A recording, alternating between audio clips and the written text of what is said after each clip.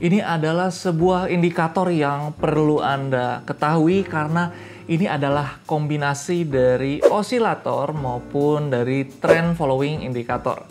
Dan ini Anda bisa maksimalkan cuan dengan mengetahui indikator ini karena ini bisa sekaligus bermanfaat dan berfungsi bagi Anda menentukan tren dan juga area overbought atau oversold. Penasaran dengan indikatornya? Tonton video ini sampai selesai.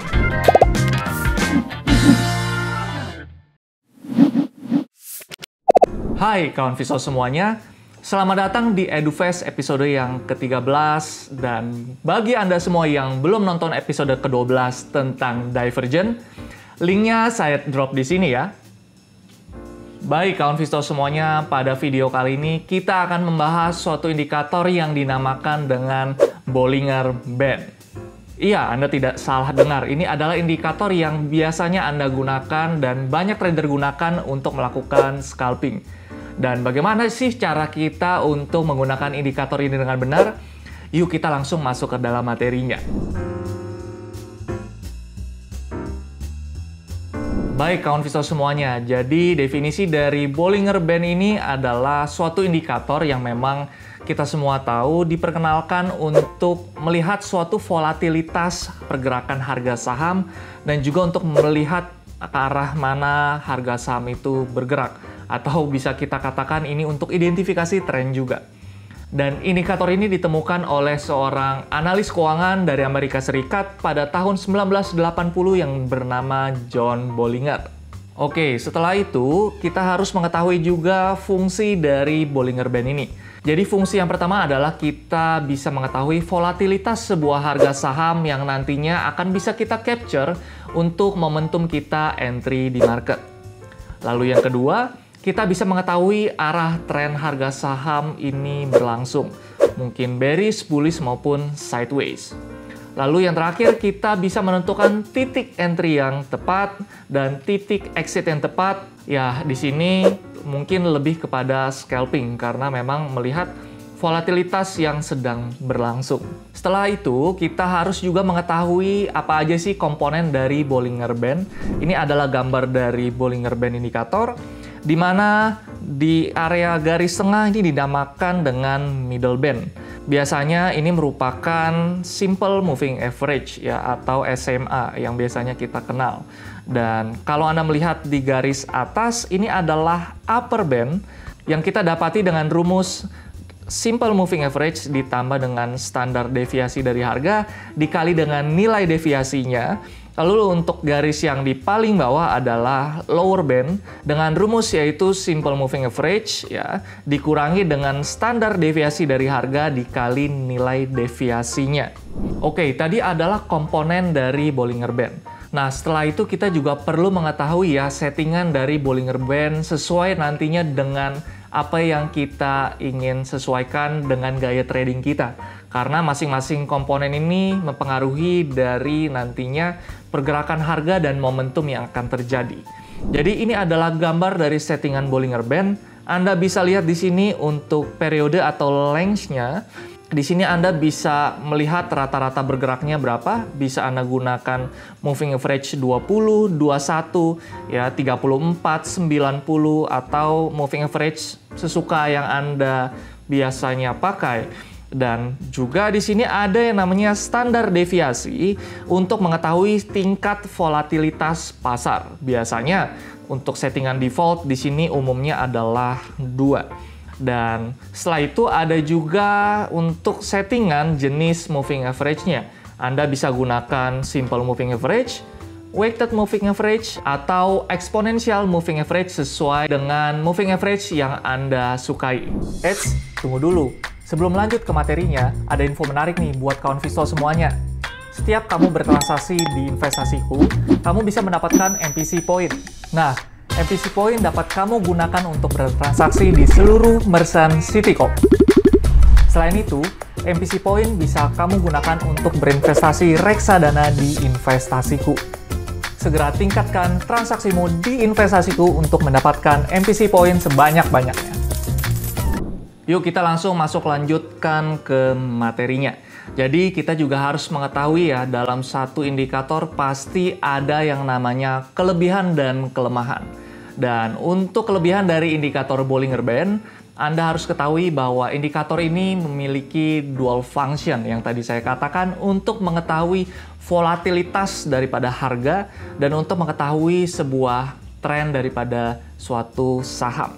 Oleh sebab itu, Anda bisa gunakan indikator ini sebagai area support resisten yang sangat simpel untuk Anda bisa dapati dan identifikasi, dan memang Anda bisa meraup cuan dengan instan karena support resistennya terbatas pada lower band dan upper band. Serta untuk mid band Anda juga bisa gunakan nantinya untuk area support dan resisten. Makanya indikator ini terkenal dengan fleksibilitasnya. Untuk indikator ini Anda tidak bisa aplikasikan kepada seluruh jenis saham karena memang ada saham-saham yang memang nurut dengan indikator ini dan juga ada saham-saham yang memang mungkin tidak respect dengan indikator ini. Lalu untuk indikator ini karena memang ada unsur dari moving average, maka sifatnya biasanya lagging dan juga indikator ini tidak bisa Anda gunakan sendiri. Anda harus kombinasikan dengan teknik-teknik lain yang sudah dipelajari pada EduFast sebelumnya. Oke, baik, ini adalah konsep yang dinamakan squeeze yang Anda bisa dapatkan hanya dari indikator ini. Yang pertama, ketika terjadi yang namanya penyempitan atau squeeze antara lower band dan upper band, maka di sini mengindikasikan bahwa volatilitas harga sedang rendah. Dan kapan Anda harus memantau sebuah harga saham? Anda bisa memantau sebuah saham ketika lower band dan upper bandnya ini menjauh dari middle band dan tidak terjadi squeeze ya, artinya volatilitas sedang tinggi. Karena terlihat ya, harga ini mungkin menunjukkan pergerakan yang cukup atraktif di mata para trader. Lalu ini adalah bagaimana caranya juga Anda untuk mengidentifikasi support dan resisten. Anda bisa gunakan secara fleksibel mid band sebagai area resisten ketika memang belum ditembus dan lower band sebagai area support. Dan ketika Anda melihat mid band ini sudah ditembus, maka mid band ini berlaku sebagai area support dan upper band berlaku sebagai area resisten.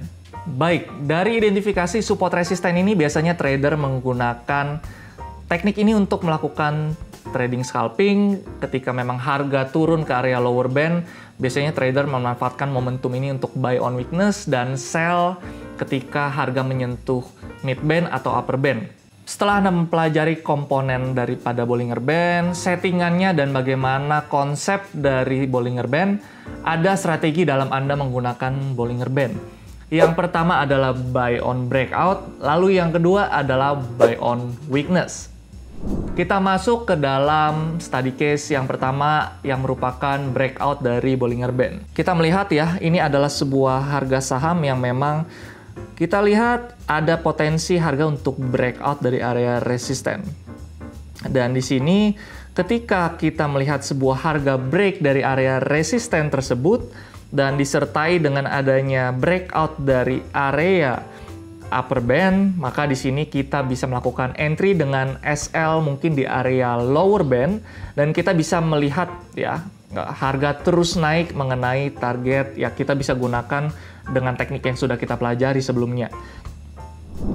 Lalu ini adalah contoh kasus yang kedua untuk teknik buy on weakness. Di sini terlihat terdapat harga yang terkoreksi dalam menuju area strong support atau support kuat dan sekaligus bertepatan dengan area lower band. Dan di sini ketika terjadi suatu perbentukan candle, bisa morning star, bisa juga candle hammer dan lain sebagainya. Pokoknya intinya terbentuk candle reversal, maka Anda bisa buy ketika harga sudah mengalami rebound dan valid. Ya, Anda bisa pasang SL di bawah area swing low terakhir ya, atau di bawah candle yang memang terbentuk tersebut, dan terbukti harga terus naik mengenai area mid band, bahkan menembus area mid band menuju upper band dan bertepatan dengan area klasik resisten. Setelah kita mempelajari settingannya seperti apa, komponennya bagaimana, dan bagaimana kita mengaplikasikan untuk teknik dengan menggunakan Bollinger Band ini, Anda juga harus dengan bijak ya untuk memanfaatkan dan mengkombinasikannya dengan teknik lain karena ini tidak bisa digunakan secara sendiri. Memang dalam beberapa kasus, beberapa saham respect ya dengan teknik atau indikator Bollinger Band ini. Tetapi ya ada kondisi anomali tertentu yang memang membuat harga ini tidak respect terhadap Bollinger Band ini. Jadi bagi semua Anda kawan Visto, silakan Anda buka lagi EduFast sebelumnya dan lihat teknik-teknik yang kami sudah ajarkan kepada Anda semua yang nantinya Anda bisa implementasikan berbarengan dengan Bollinger Band ini. Nah, gimana kawan Visto? Sekarang Anda semua udah tahu kan apa indikator Bollinger Band itu dan bagaimana cara kita menggunakannya? Tapi materi tadi hanyalah sedikit atau kulit aja nih dari keseluruhan Bollinger Band. Jadi bagi Anda yang masih penasaran dan ingin bertanya lebih lagi, silakan Anda join grup WhatsApp kami dengan klik link yang ada di deskripsi atau dengan scan QR berikut. Pastikan Anda telah download aplikasi Investasiku dan registrasi dengan klik link yang ada di deskripsi atau scan QR berikut. Pastikan Anda telah subscribe, nyalakan lonceng notifikasi, bagikan ke yang lain supaya Anda tidak ketinggalan konten terupdate dan menarik seputar saham. Akhir kata, saya Chris dari tim riset Investasiku pamit undur diri. Sampai jumpa di EduFast selanjutnya. Investasiku for better tomorrow.